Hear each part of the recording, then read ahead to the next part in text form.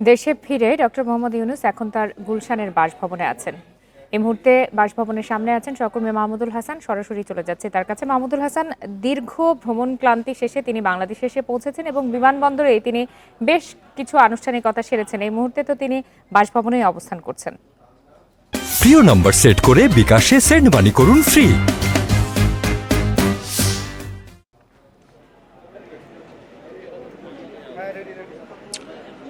আপনি ঠিকই বলেছেন।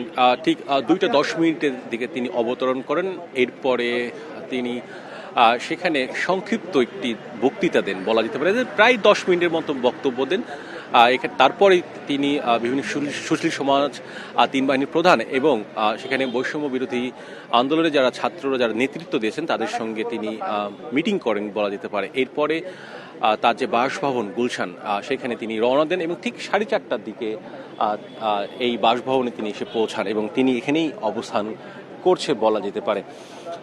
এখানে আসার আগে এখানে যেটি দেখেছি তা হলো যে একেবারে নিরাপত্তার চাদরে এখানে ঘিরে ফেলা হয়েছে, বলা যেতে পারে। তবে নিরাপত্তার জন্য আমরা যে ধরনের কঠোরতা দেখি বা ব্যারিকেড দেখি, সেই ধরনের কোনো ব্যারিকেড কিন্তু আমরা দেখিনি। সাধারণের জন্য যে চলাচল সেটি কিন্তু স্বাভাবিকভাবেই চলছে। শুধুমাত্র তার বাসভবনের সামনে যে সড়কটি রয়েছে সেখানে যান চলাচল সীমিত করা হয়েছে, অর্থাৎ যান চলাচল করছে না। তবে যারা পথচারী কিংবা জনতা যারা আছেন, সাধারণ মানুষ যারা আছেন, তারা কিন্তু এখানে দাঁড়িয়ে থাকতে পারছেন। ঠিক 4:30টার সময় তিনি এই বাসভবনে প্রবেশ করেন। তবে বাসভবনে প্রবেশ করার আগে তিনি তার যে ব্যক্তিগত গাড়ি, সেই গাড়ি থেকে নেমে তিনি এই বাসভবনের সামনে আসেন। সড়কের ঠিক মাঝ বরাবর তিনি চলে আসেন। আসার পর এখানে যারা জনতা ছিল তারা তাদের সঙ্গে কুশল বিনিময় করেন, তাদেরকে হাত নেড়ে শুভেচ্ছা বিনিময় করেন। একই সঙ্গে এখানে যারা ছিলেন, অর্থাৎ সাধারণ মানুষ যারা ছিলেন, তারাও কিছু দাবি পেশ করেছেন প্রফেসর ডক্টর মোহাম্মদ ইউনূসের কাছে।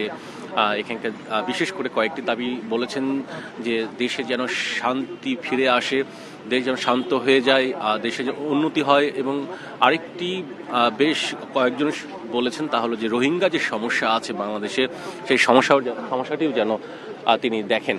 এবং সব মিলে যেটি বলা যেতে পারে যে তিনি এখানে অবস্থান করছেন এবং ঠিক 8টার দিকে বঙ্গভবনে শপথের জন্য সব প্রস্তুত করা হয়েছে। ধারণা করছি যে ঠিক তার আগেই তিনি সেখানে পৌঁছাবেন এবং সেখানে তার জন্য বহন করার জন্য যে গাড়ি, সরকারি গাড়ি, সেই গাড়িটিও কিন্তু এখানে প্রস্তুত রাখা হয়েছে। সব মিলে যেটি বলা যেতে পারে যে তিনি এখন বিশ্রাম করছেন। শপথ গ্রহণের আগেই হয়তো এখান থেকে তিনি বের হবেন।